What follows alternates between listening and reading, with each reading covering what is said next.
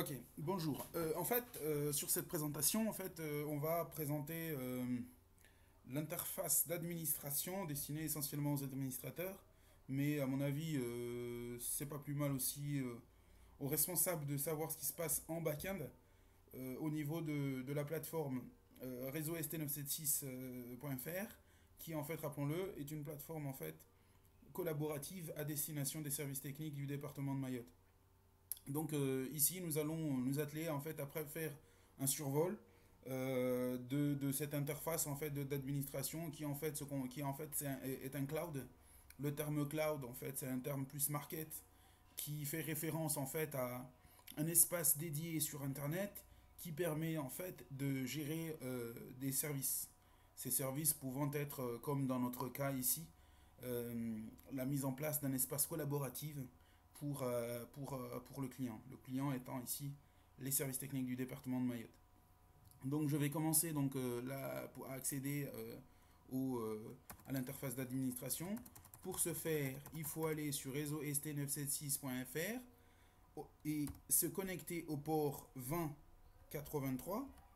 Alors, par expérience, j'ai eu des retours au niveau du conseil général d'utilisateurs qui ont eu du mal à se connecter sur ces ports. En fait, ceci est simplement lié au fait que certains fournisseurs d'accès limitent en fait l'accès à certains ports. Et bon, pour une raison que personnellement j'ignore, il suffit en fait après de demander aux fournisseurs d'accès de donner accès à ces ports pour pouvoir travailler sereinement. Donc je vais me connecter sur le port 2083. Et donc une fois que je suis connecté au port 2083, j'ai accès à l'interface cPanel qui en fait est une interface d'administration de cloud qui en fait permet aussi là ici de gérer l'administration de la plateforme. Donc je vais me connecter avec mon identifiant. L'identifiant ici disons réseau ST. Le mot de passe fourni par la société Maoresoft. Et donc je peux me connecter. Une fois que je suis connecté, j'ai donc accès aux ressources en fait de la plateforme, aux ressources administratives de la plateforme. Et donc je peux voir ici à gauche le domaine principal. Je peux voir le niveau d'utilisation du disque. Je peux aussi voir la bande passante, les comptes courriers, les sous-domaines. Je peux voir, enfin bref, une série de statistiques. Et donc, pour ce qui est de la présentation, je vais plus attirer l'attention sur le serveur de mail, en fait, ici, qui permet en fait de créer des boîtes mail en quantité limitée. Ici, l'administrateur va pouvoir en fait mettre en place un vrai service de mailing. Donc, c'est ici que l'administrateur va par exemple créer un boîte mail à tout le monde, que ce soit aussi bien le service technique que les individus qui sont en mission. Ensuite, le serveur de fichiers, en fait, ici, qui est un serveur de fichiers FTP, qui permet en fait de pouvoir échanger des fichiers sur l'espace collaboratif. FTP signifie File Transfer Protocol.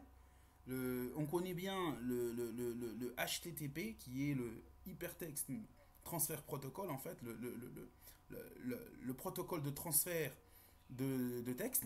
Ici, c'est juste le protocole de transfert de fichiers. Ça permet en fait typiquement à la plateforme de pouvoir échanger entre collaborateurs des fichiers comme les fichiers AutoCAD ou d'autres formats. Ensuite, je vais insister aussi sur le système de journalisation en fait, qui intègre un journal de bord qui donne accès aux statistiques de connexion de la plateforme.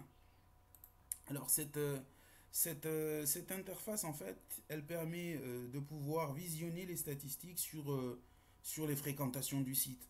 Alors typiquement ici on voit qu'il y a déjà il y a différents il y a différents domaines en fait et on peut par exemple aller voir les statistiques de connexion de la plateforme principale qui nous indique qu'il y a trois visites de trois visiteurs différents et ceci dans le temps.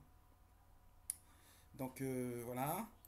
Je vais donc revenir et continuer cette exploration, cette présentation.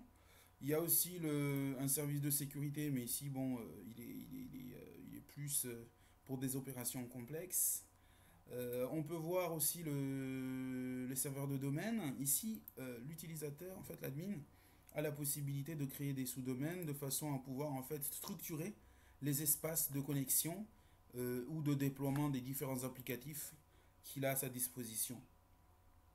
Donc il y a aussi ensuite un serveur de base de données, serveur de base de données avec MySQL et PostgreSQL. L'installation d'un PHP-MyAdmin permet à l'administrateur en fait de pouvoir administrer en ligne les bases de données sous-jacentes. Et puis, le plus important à mes yeux, les applications web. En fait, ici, des sites web, typiquement. Des sites web, on peut appeler ça des sites web ou des applicatifs que l'administrateur est en mesure d'installer. Autrement dit, ça signifie que l'administrateur va vraiment pouvoir installer autant d'applicatifs, autant de sites web qu'il veut sur la plateforme collaborative. Ah, donc, ces sites web et ces applicatifs sont rangés par spécialisation. Par exemple, les logiciels de gestion de communauté pour les forums, les wikis, les calendriers, les chats, la collaboration, le mailing et les wikis sont possibles. On peut, sur simple clic, l'administrateur va pouvoir en fait installer ces applications et ces services, les services sous-jacents à la plateforme réseau st976.fr et les mettre à disposition du client. Mais il y a aussi les applications de gestion de contenu, ce qu'on connaît aussi sous le patronyme de CMS. CMS signifiant Content Management System, qui sont en fait simplement des systèmes de gestion de contenu, hein, qui en fait permet à l'administrateur d'installer autant de sites web qu'il veut.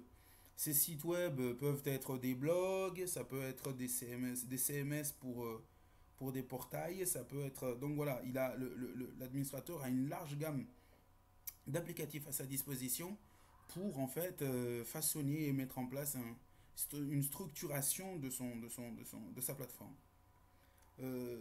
Par la suite, en cas de besoin, je sais que certains clients, enfin ça peut arriver d'avoir besoin de mettre en place un service de commerce électronique. Pourquoi pas pour les services techniques? On pourrait bien imaginer que dans un avenir proche, les services techniques aient besoin de facturer des services.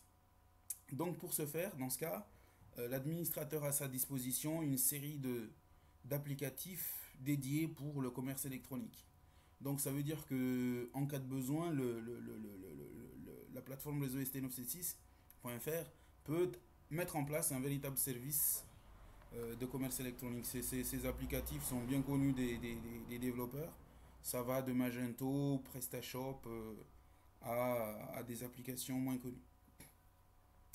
Et donc ensuite, il y a aussi des applications qui sont dédiées en fait au multimédia et à tout ce qui est fichier multimédia. Ici, l'administrateur a vraiment la possibilité de développer et de mettre en place un service multimédia sur la plateforme. Et enfin, je finis sur les applications de sondage et de statistiques.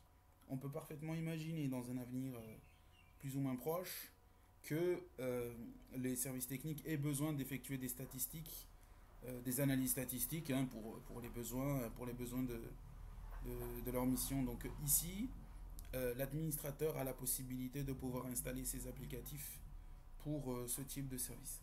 Donc voilà, à travers cette brève présentation, j'ai fait un tour de présentation, hein, un survol de la plateforme cPanel en fait, qui permet à l'administrateur d'avoir réellement une administration de la plateforme. Donc on voit ainsi que l'administrateur a installé par exemple un service sur les services techniques de Mayotte, la rupéisation de Mayotte qui est installée en fait avec WordPress, le réseau ST976 en fait qui est le portail principal qui est géré avec TikiWiki, etc. Donc voilà.